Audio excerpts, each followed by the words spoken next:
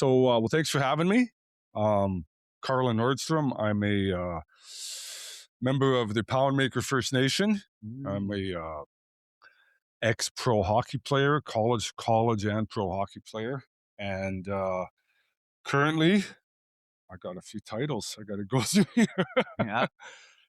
I Mm, I'm a motivational speaker. So I've been started 9 years ago, and have kind of worked my way to across basically Western Canada and even into Ontario now. And I also have a nonprofit that Kissick Youth Wellness, and we do summer wellness trips mm, for Indigenous First Nations and just general at-risk youth from Saskatoon to Canoe Lake. So I've been doing that for 9 years now too. cool. And then I also have a initiative that I started 3 years ago, going on year four now, and it's called Pathways to Success. And how that started was well, 4 summers ago. There was a time where I thought I was going to have some time off in the summer that I wanted to fill. So I was thinking of going back to when I started doing this. I just did sports and fitness camps um, in the summertime, and then that evolved into everything else that I do, right? But I was going to go back to that just to fill in a few spots that I wanted to fill in. And then I thought to myself, you know what?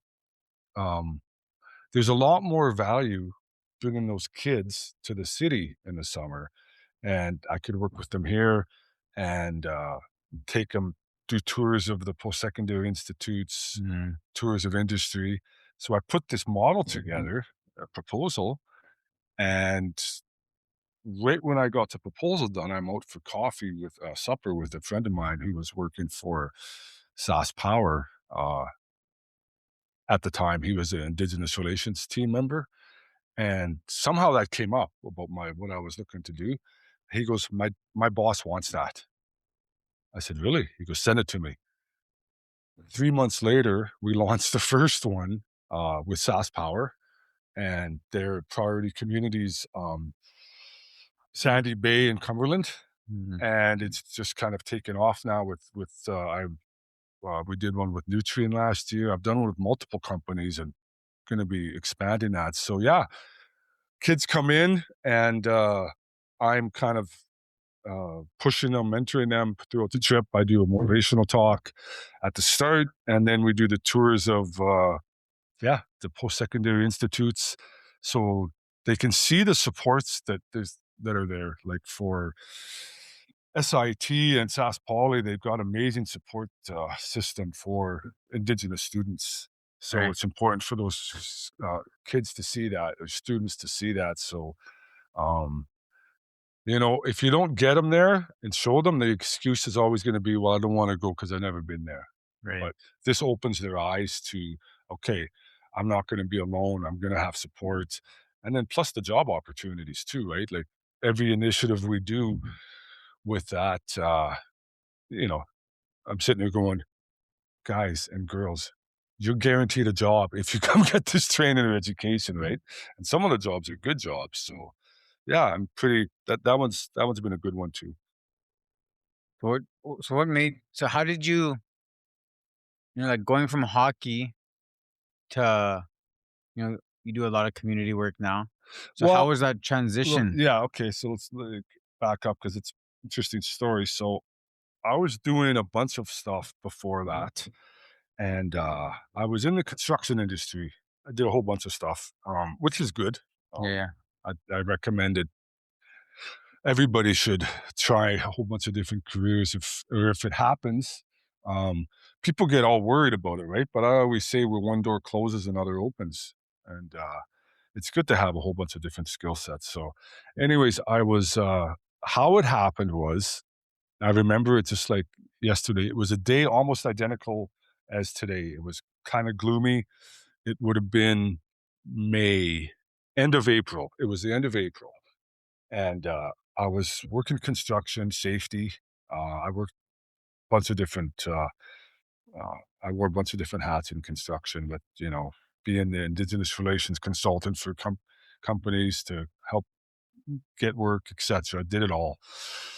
Scaffolding, construction safety officer, right?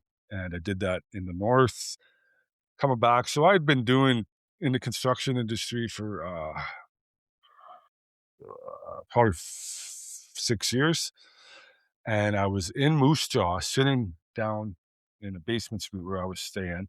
I wasn't living there full time. I was still living in Saskatoon, and I was watching the suicide epidemic in Attawapiskat.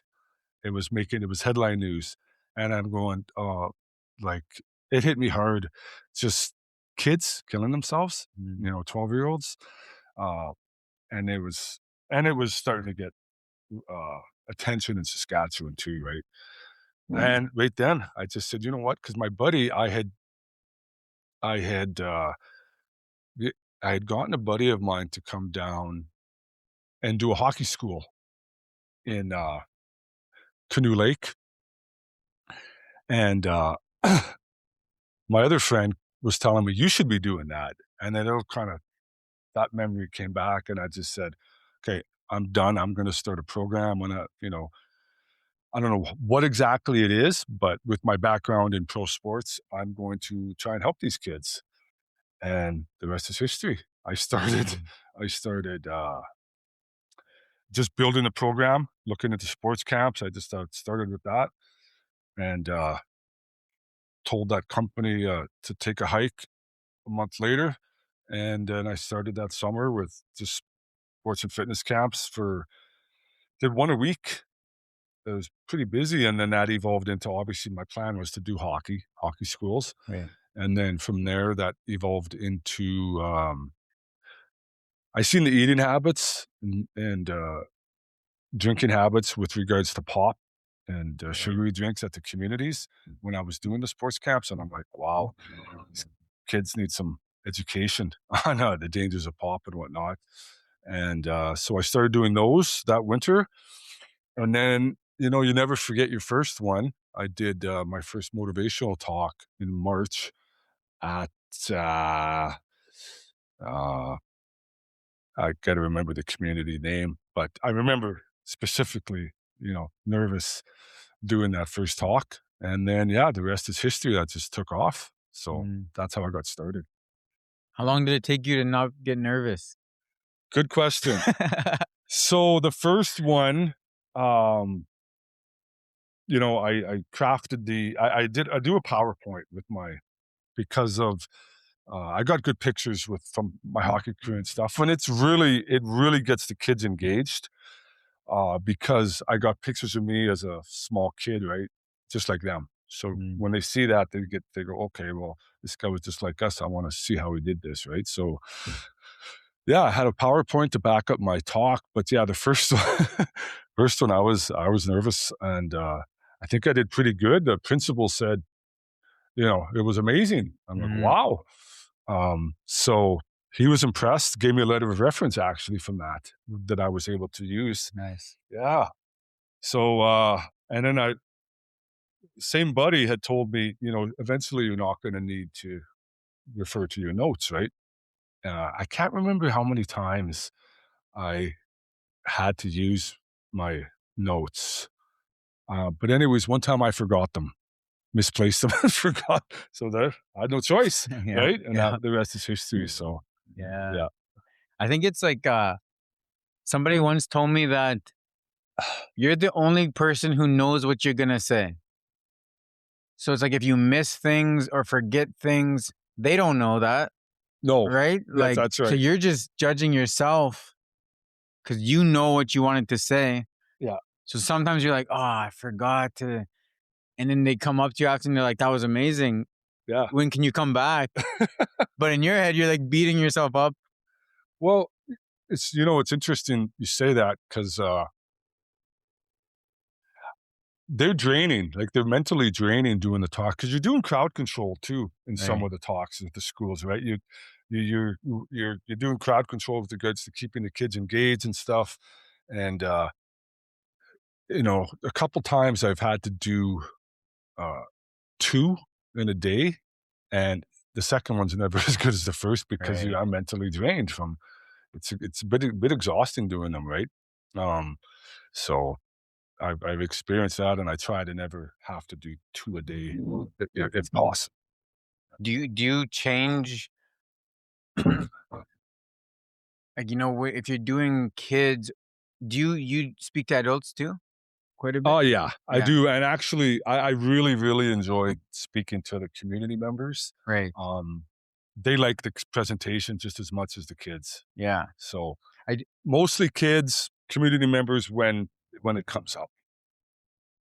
at the because I just was at that gathering of warriors, Okay. and that's something I was talking about, was how hard it is for me to come into a community for the adults, because they always tell me there's no funding there and things like that, right? Uh-huh. But for the kids, it's easy.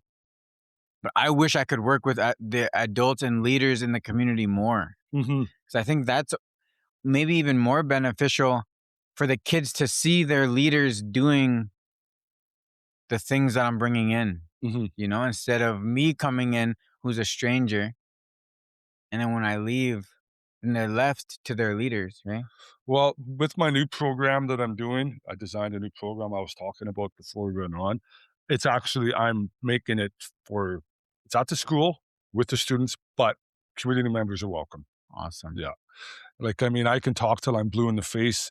The parents need the education on the dangers of fast food and the dangers Right. of their kids drinking pop, uh, 2 cans a day. I mean, I can talk till I'm blue in the face to the kids, but if the parents don't have the education, um, it, it's it's not as beneficial for sure, Yeah, right? yeah, yeah. Yeah. So what is the main, um like, what's your mindset and mentality with your presentation? Like, what is the not like the topic you're talking about, but like the mindset behind it? Like, what are you seeing and what are you trying to like pass into the community when you go Well, there? I'm talking about my journey to pro hockey, right? And everything that came with that, and what I'm doing with the talk more and more now is talking about uh, being a team player, working hard, Mm, having a positive attitude, and karma. And I refer to all of that throughout my career because I really wasn't that skilled. I became pretty good because I worked so hard at it. I right. talk lots about hard work and, controlling my hockey career became what it was because I of the 6 steps to success that I teach the kids and community members, and it's controlling everything that you can control to the maximum of your ability. So, was I the best player? No. Was I the biggest? No. Was I was pretty average to be honest, to start. And I just said, "Okay, well, I'm gonna have the best attitude of anyone on the team no matter what. I'm gonna be the hardest worker, uh, with regards to in practice, in games, outside of outside of that even. Like, my dad got me my first weight set when I was 15, right? Mhm. And then I was working out, with weights. Then we had the outdoor rink, and then, uh, having a positive attitude, believing in yourself, surrounding yourself with good people, and never giving up. So that's all stuff you could control. Right. And, my message to the kids and community is uh, using that. Yeah, using, the, uh, you might not be the best at something, but you can sure have a good attitude and work hard at it. And I tell them, but when you do that, you start to get this thing called confidence and then momentum, and it starts Yes. happening. And I said, you really, a lot of my, and every successful person, you see it all over social media. Some some point you're told you're not good enough, right? Or you're not good enough for this, and I don't want you, and rejection. And then I tell the kids this too, when you start proving people wrong, it feels damn good, and then you want to keep doing it, and then it just snowballs, right? And that's what happened with my hockey career, and that's what they need to do. So it resonates pretty loud. My whole presentation, and Yeah. when I go after and I have this 6 steps to success card, with picture of me and the 6 step to success. I'd say, "Hey, and if you guys want this autograph, come on up for an autograph." And 99% of the kids come for autographs after. So that's Mm, where I know that it works. right. Yeah. So where did you get that mentality from? Or was it kind of always there? Or was it something that I was passed to you no, or I remember lying in bed one night when I was a kid and, you know, when I growing up in Warman, we used to get the Detroit news feed. So I used to get ads for US college hockey. And I just was, I don't know, I was really infatuated with that. I thought, God, that'd be cool. Go Mm, play hockey in the States and I look pretty freaking fast and yeah. awesome. And, you know, uh, big crowds and, get an education and get these experience the US college life. So that was my goal. Mm, And I I actually I made a tape. I got a highlight tape of me playing midget hockey and I actually sent it to the Michigan Wolverines when I set my goal. And I mean, they probably didn't even open it or watch it or whatever, but uh, that was part of my process of saying, "Oh, I'm going to do this." So I right. sent it to them. I had forgot about this till recently, actually. And anyways, I remember lying in bed going, "Okay, how am I going to do this?" And that's when I came up with the plan to maximize everything I could to the maximum of my ability. And it started working. But it's funny. So when I sent that tape to the Michigan Wolverines, um, that would have been when I was 17 years old. Fast forward 5 years, and I was playing NCAA Division I hockey against those Michigan Wolverines. So Cool. it actually happened. That's Yeah. wicked, eh? Yeah. I had forgot about that, Cole. Yeah. Yeah, yeah. It's cool, like even I just had another guy on last week and he was just talking about just like the power of like speaking things into existence, and like like shifting your reality. It's just Yeah. like if you say it and then you think it and then you start acting, man, you can kind of make anything happen. Yeah. And like you said, like you weren't the most skilled, you just worked really hard. Yeah. So yeah, man, that's Yeah. wild.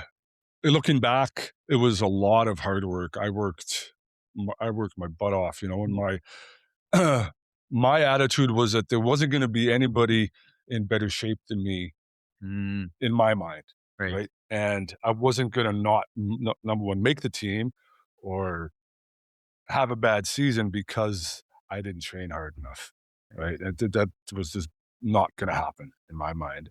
And, and it served me well for sure. So Yeah, you have so much going on. Every time I see you, you're somewhere. You're in a different community or in a different city or you're up to something else. up I'm just up like, to something else. yeah, You you're know just what? like, I built it up now where, yeah, it's I'm maxed out. I'm not taking on any more projects for sure. yeah, I'm doing what I love. I'm getting to travel, so like I said, I've been breaking into the different provinces has been pretty cool. Like I mhm, love going to BC. Obviously in January and February, it's a right, pretty good right, right. spot to be. It's -40 here and it's +10 there. Mm. So yeah, it's pretty cool. Have But you I tell you what, done go ahead. have you done much up in the territories? No, Oh, I'd like to. that'd be cool. Yeah. But people don't see what goes on behind. Like, yeah, it's my summer wellness camps. That's 9 years now I put into that, Right. of hard work. And it's pretty cool. Motivational talks, like yeah, that's 9 years, right? And it's still a lot of work. So nothing came easy. Yeah. But it's cool to, you know, build something from scratch and then work hard. Uh, something I enjoy and to see it grow and become a success is it's worth it. But once again, like I said, you're you're proving people wrong, right? Mhm. And when you do it and you have success, it feels damn good, right? Definitely. So, Yeah, that's one of the I think one of the first things I saw when I first started getting to know you mhm. was your camps up north. Yeah, And because like, man, that is such a cool program. It's so you like I know, don't really know anyone else who does something like that. yeah. So it is pretty awesome. I could talk a little bit about that. So, Poundmaker First Nation, I had a whole bunch of federal funding. I've worked with those kids a lot. Um, so 7 years, some of them, you know, there was a group of them that we started out with when they were in grade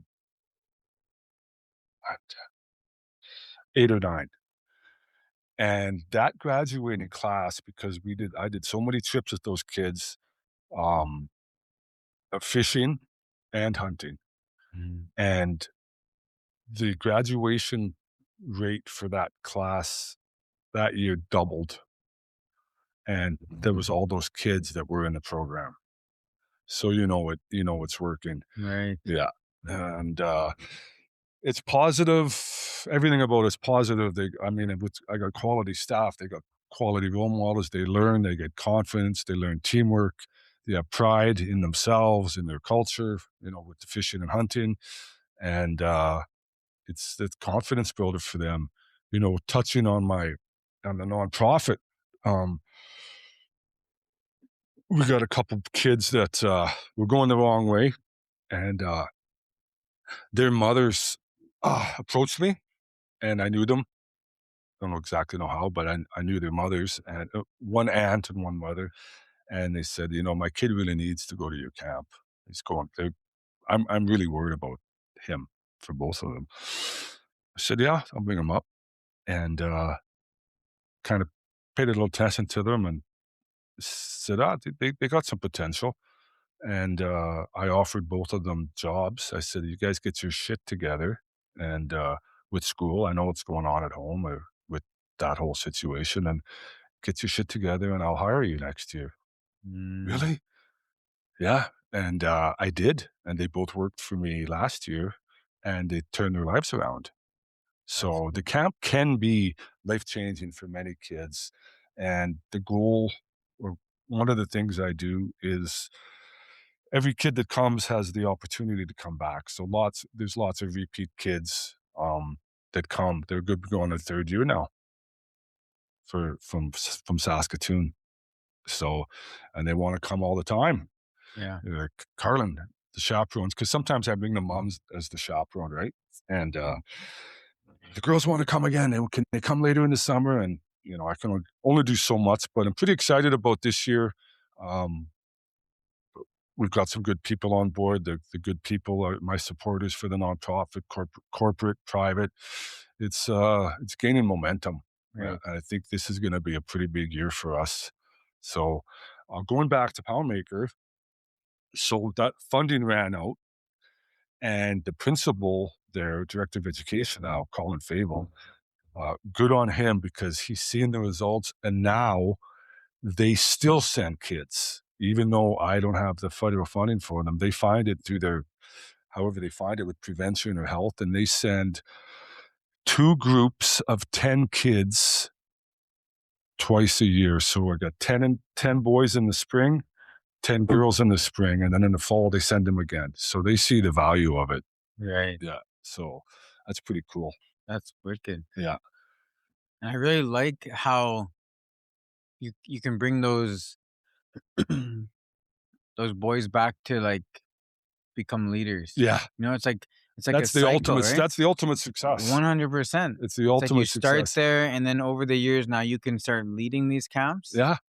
Like that's a perfect system, you know? Yeah. So I hope to get more. I mean, I want to keep building the camp bigger and bigger, and then we can get more and more kids working because instead of it's just me right now Mhm. and with my boat, because of my experience with fishing, I mean, well, I've got them helping me now.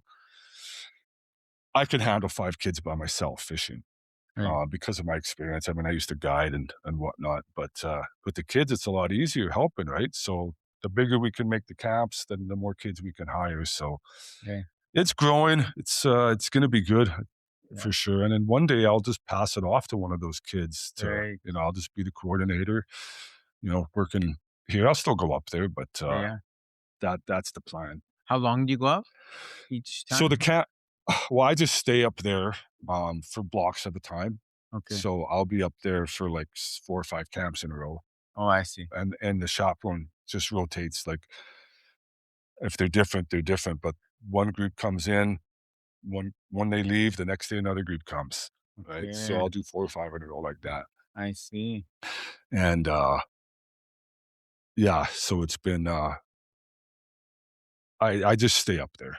But yeah, so the length of the trips are uh kids show up, so they get a half day, um 2 full days, and then the next day is home day. And it's Well, perfect. Some of them would stay if they could, but none have ever said. I haven't had one kid say, I want to go home. right. Yeah. But they're ready after those. So it's 4 days. But I was going to say, too, something important that, I get a list a mile long of these kids from their parents, a doctor or whoever, counselor, that the parents do an intake for them. And not all of them, but some of them have a ton of issues, right? They come up there, cool, and everything goes away. Mm, I haven't had one problem with one kid. right. You know, get them away from the city, get them away from being on their phones all the time or playing their Technology. video games, get them out into the outdoors. And another thing that's pretty cool is, a lot of times these kids, they don't know each other to start. So it's a pretty quiet ride up there. But by Mm, the time they come back, uh, some good it's friends. loud in that Yeah. band. It's been working together for a couple of days. Yeah, yeah, and they're friends after that. Yeah. And then we have lots of different ethnicities. I mean, the one trip we had, African American, non-Indigenous, Métis, and First Nations. Mm, Never met before. They all came up there, and they left friends. And those kids now, after that experience, their view on race is changed forever. So that was one of the camps I was really proud of, for sure. that's cool. Yeah, big time. So yeah, they work, and we got momentum. It's gonna be a good year. And you know, it's not that far up to Canoe, but it's such a quality lake that the kids come out of there. You can't take the kids to Blackstrap and go out there and not catch a fish the whole day because they're never going to Right. want to fish again. So we know what we're doing, and they all come out of there loving fishing. So pretty awesome. Yeah. Well, if you ever need help, I'll come up. Yeah, I'll come hang actually, out I for a could, I could, camp. I could use it. I might be able to slot you in for chaperone for sure. Yeah. That'd Yeah, be so fun. I'm looking for some female chaperones actually. You know what? I could probably I had a lady on here maybe 2 months ago, Hmm. and she guides up north, Oh wow. and she's indigenous, but she Okay. doesn't really know her indigenous background. Yeah. She just didn't grow up that way. But Well, uh she goes up and fishes. She guides fishing, yeah. but she No, hunts too. She hunts yeah. with a bull. Oh wow. She's like I'm like, how do I have I never met you before? You're just like deadly. I'm just like, what the heck? Yeah. But I should give you her contact. Okay. Yeah. I'm Maybe looking she'll be for some down. female chaperones. So Yeah. the chaperones, they make good money. They just got to drive the kids, stay with the kids. I got the kids all day. Hmm. They just got to get them up. They cook. They get paid for that. And then I pass the kids off at 5 o'clock. My day's done. And then Right. they have them from 5 to bed. So Cool. pretty good gig being at the lake. Yeah, yeah, yeah. Yeah. And how far is Canoe? Say 5 hours. 5 hours. Yeah. So they leave here at 8:30. Not even 5 hours. They get there about 1:30. They leave at 8:30. So they Okay. meet here in Saskatoon at a Tim Hortons, and parents bring the kids. They jump in with the chaperone and gone. So That's cool. yeah, That's how involved are you with hockey now? Today? I'm kind of fading out of hockey. Okay. I'm still interested in it, but just the off ice. Just been there, done that. I mean, between my people always say people are always saying to me because stay in good shape still. Well, why aren't you playing? Why aren't you playing? Well, they don't understand how much hockey I played in my life. Right. When I was training and playing pro, it was That's it. That was life. that was it. That was hockey, right? Yeah. And been there, done that, and I just don't have interest. I shouldn't say I don't have interest in it. I've got other interests. Right. I'd rather be fishing or hunting. Yeah. But I mean, I do hockey stuff, but just off ice. And to me, that's just as valuable as the on ice. I mean, let's face it, on ice skills, lots of people can do that. But talking to the kids about the stuff that I can talk about making it as a hockey player, that's important, right? Yeah. And then I do the workouts, I can do the fitness, the nutrition, all that stuff, right? Mhm. So I enjoy, and that's what I enjoy doing. I don't want to go on the ice. Right. If I never stepped on the ice again the rest of my life, I'll die a happy man. Yeah. And that might happen. You ever see the ice hockey fights that they Which do one? in Edmonton now? Oh yeah. That league? Yeah. I think I've seen that. Would you ever go check it out? No. No. No. That's wild, eh? I mean, that's fine. That's good. That's good. But I mean, I I counted all my fights I had in 4 years that I played. I was hurt a lot too. I was hurt a lot from fighting, broken hands and shit. But I think I had 66 fights in 4 years, counting like all preseason and Dang, stuff. man. So, yeah, so I did a lot of that. Yeah, that's a lot of fighting. Yeah. Yeah, I just want to go watch one of those events. I just want to go watch and just see. So, what do they have them at Enoch? Yeah.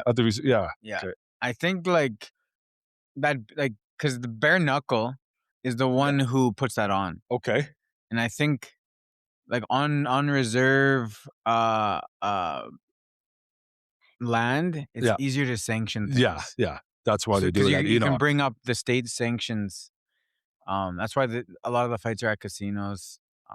Like Yeah. bare knuckles easier to sanction. Yeah, at Enoch. Yeah. Yeah, I know some guys who were in it, and then I know a bunch of people who went and watched. So they're having another one here soon? I don't know. I haven't heard anything, but usually they do twice a year in Alberta. But they're looking for other places Oh, because I have a couple of my boxers do that. Bare knuckle really? boxing. Okay. So the guy who runs or helps run bare knuckle, he's always messaging me, asking me if I know other places because he wants to do one in Saskatchewan, but there just isn't really a place big enough. Mhm. Even Dakota Dunes, like they don't really have a place to hold a couple thousand people. Yeah. It's Yeah. more just like little arenas, and then anything in the city wouldn't be able to sanction. Right. So it's Right. just like, but then there's that one, I think, is that Flying Dust? They're building a big arena or something, They have one. or maybe they just built one. They have one. Well, no, it's newer. Like, I mean, 7, 8 years, Okay. 5, 6 years. But they could hold it in the summertime at lots of communities have rinks. Right. Yeah, so you could easily hold it in one of those. Yeah. I'm just not sure what their attendance they're expecting or they want. No. Yeah. So that's what they're picky, but so they just keep going back to Edmonton or Calgary. But wild. Too wild for me. I'll go watch. Yeah. That's it. Yeah, I've been there, done that. So Yeah. yeah. And then you started a podcast too. Yeah. It's been good. With my career and my work, it's I'm having kind of a time right now where I've got a little bit of a break in them, but Yeah. finding the time to get them done is thing. But yeah, it's been pretty cool. Sometimes it's tough to line things up. Yeah, it's a lot of coordination too. Yeah, especially with people you're bringing on. Like, everyone's busy, right? Everyone's busy, Oh yeah. and Yeah. like you're probably like for me, like my weekend changes week to week. Mhm. Like I have a free weekend, then all of a sudden 2 days later, it's not free anymore. Yeah. I just got to be somewhere. And that's how a lot of the people that I talk to, like, that's their lifestyle too. So it's just like Yeah. I'm always rebooking. Like there was a time when I was 15 because I recorded 15 before I started, Yeah. and I'm like those are all now. You I'm just use them up? use them all up because of just like things get wild, Yeah. you know. Well, when I'm not, on the road, then I'm home, then I got my daughter and I got other stuff going on, so it's, yeah, it's my schedule is pretty busy. Yeah. It's not getting any easier So the last few how years. do you balance that out? Because you're busier than me, and it's tough for me. Um, I guess it just kind of evolves from, as it's grow, you get better at it, right? You get better at coordinating. I still could get better. Another thing that helps me a lot this last year, I thought it was longer than that, but for a good year, I have an admin assistant full time. Okay. So she is a godsend when it comes Yes. to stuff, and I'm just putting more and more stuff on her plate with organizing, uh, Mm. you know, keeping things organized for me. So she does a little bit of everything. She does marketing, she does admin work, and all that type of stuff. And what's your filter like? Like if you to say yes or no to something, because I find myself saying yes too much, and then sometimes I'm like, frick, I shouldn't have said yes to that. Yeah, well, I'm definitely done taking, on anything other initiatives. I mean, I've got what I've got set, Right. and that's it. That's your I don't focus. really ever have days off. People always ask me, "So what are you doing today?" And I'm just sitting there going, you have no idea. I, Mhm. I I'm working. Yeah. My whole day, every day is working, right, for me, and organizing or booking. So quit asking me what I'm doing. Quit asking me what I'm doing today. It's almost like, well, do you work? I'm like, yeah. Yeah. So, That's all I do. yeah, exactly. Yeah. It's like that. When people talk about work life balance, Mhm. for me, like when I hear some people talk about work life balance, Yeah. it's like not even close to what I envision it. Like my work life balance is like there's things I have to do every day, and I just have to figure out how to balance it because it's not like some people are just like they'll do something for a bit and then they need time off, and then they'll do something and they need time off, and they kind of like, and I'm just like I'm just like always going, and Yeah. I just figure out how to balance it every day, and that's my work life balance. It's like my life is my work. It's not like I'm going to a job and Right. then I go home and then I go to a job, check in, check out, check in. Same here, Yeah, right? it's just like So, everything I'm doing throughout my day is what I'm doing. yeah, you know, exactly. Whether No. it's like the people I'm meeting, or like if I go for coffee, or if I'm going to an event and I'm networking there as Yeah. well, or I'm boxing. It's just like Yeah. all these little lifestyles I have are how I make a living too. Yeah. It's been interesting the last few years. One of the things that I do is, I started getting up early. Yeah. Because I got so much stuff going on. As soon as I wake up, okay, got to do this, and I'm like, okay, you're up. So start with the coffee. So I'm usually up at 5:30, and take my time getting up. I get my little routine with my coffee and lemon water. Mhm. Watch the news, and then once I start, waking up, then uh,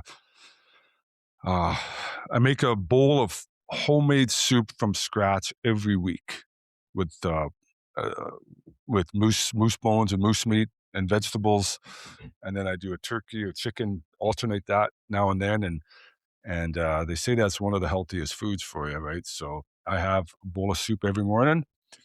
Take the dogs for a walk, and usually at my desk by at the latest 7, and then from 7 till 12 is when I get the majority of my work done for the day. Right. Yeah. And then I'm never, I mean, most days I'm done by 2, 3 o'clock, but I Mhm. put in a full day, Yeah. right? So Yeah. yeah. That I find it's easier. waking up early too. I love the mornings. I never used to be a morning person, but Yeah. as you get older, Yeah. it just That's happens. because at 5 you were just going to bed. No kidding. Yeah. Yeah. Yeah. Yeah, instead of just going to bed at 5, I'm getting up then now. Boy, talk about coming full circle. So, Yeah, it's funny because I switched all my coaching mhm, to the mornings. So I don't do any coaching at night anymore. yeah, I switched it. So my first session's at 6 a.m. yeah, I have a class, and then I have a class at 10 a.m. yeah, And I do some one-on-ones in yeah, between. So me too. I'm up at 5. I'm done coaching by 11, yeah, sometimes 12. yeah, And then I get to go home and hang out with my kids. And then if I do have anything else, like I'll that's what like programs and things I do like that, I book that for the evening. right. So then, but like I like to be home and like I like putting my kid down for a nap, I like hanging out with him for a couple hours. Yeah, They're just little.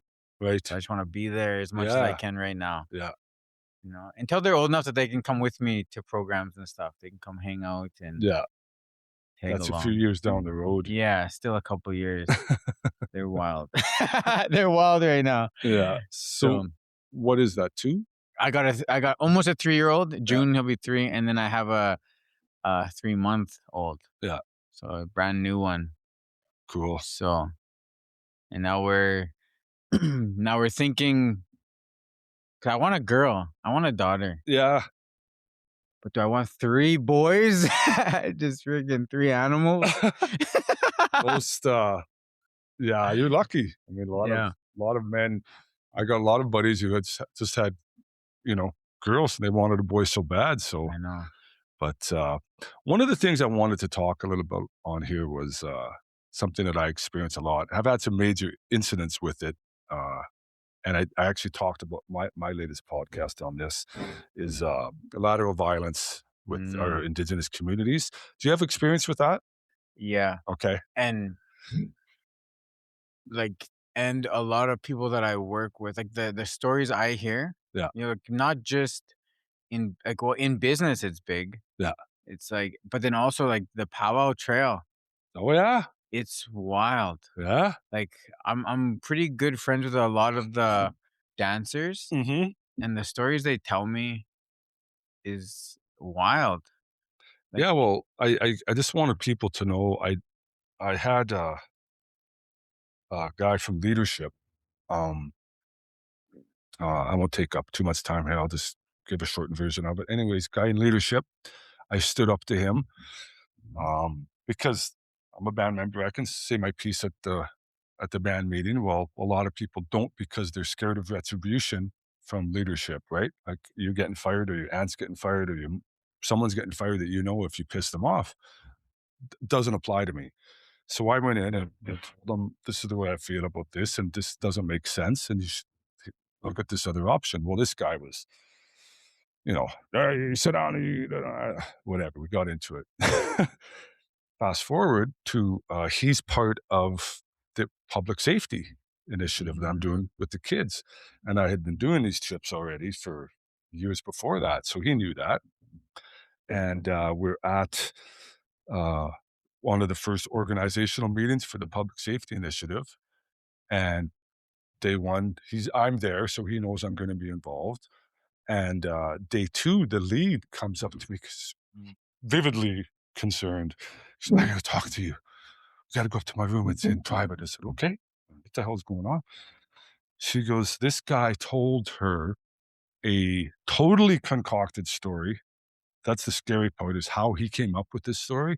Totally made up about I had done this heinous crime and I was being charged and RCMP are involved and she's got to get me off the program. Wow. Totally made it up. Like just totally made it up. And this was my fourth incident, third or fourth incident with lateral violence that was basically trying to take work away from me. So I just said, enough's enough. So I started a civil case against him. I knew I had witnesses that would testify to what he said. And yeah, he fought it for a while, but finally he was cornered and knew he was in a bad spot. And I just got the letter the other day of apology from him. So I should have brought it. Mm, Anyways, big problem. It's ridiculous to some of the stuff I've gone through. You try not to let it bother you, but it's just it never goes away sometimes. But if anybody out there is experiencing situations like that, I'm not a lawyer, but you get a hold of me. I can help you out because you got to stand up. You got to stand up to these people. It's just wrong. right. Yeah. Did you think about it much before then? Or until it About happened? Like lateral violence? well, it's you know, I grew up in a home where you encouraged success was encouraged, right? And you're Mhm. happy for people. So for me to start working now and seeing the reactions I've gotten over the last 9 years has Right. been m- mind-boggling because I'm not used to that, right? So I've been able to just navigate it. I fight back, Yeah. I fight back. I'm not scared of them, Right. and it's you got to stand up for what's right. And I see in our communities, like I said, the people are so scared of retaliation, and it's not good. So you have to fight back, and I want people to know that I did that, and I did get the letter of apology, and cost me some money, Right. but you got to do what's right. And I did Yeah. it not just for me, but for other people to know that you can fight back. Right. I know when I see things, because it seems like everyone's trying to blow up somebody, today. Like, it's a very like it's a weird time we're in right now where people want to see people fail. They want to bring them down, they want to tear them down. So when I see things, I never really know what's true. Yeah, Even for me, like I'm involved in a lot of things and people are like, "Oh, you shouldn't hang out with that person. Oh, you shouldn't be around that person." Oh, and I'm just like I have to decide for myself. Like no, I need to absolutely. I'll know. Like I'm not an idiot. Yeah, I'll figure out who this person is for yeah, real eventually. yeah. And it's like I just can't take everyone's word because I don't know Good who's. on you. I mean, that's the way it should be. Yeah. Yeah. Yeah, it's an interesting I've learned so much being in business and learning about people, and like I said, the jealousy is just such it's so rampant, and it's just a terrible trait, right? Mm, And yeah, it's you got to find you got to there is the people out there like yourself and lots of others that you just got to surround yourself with good people. Once the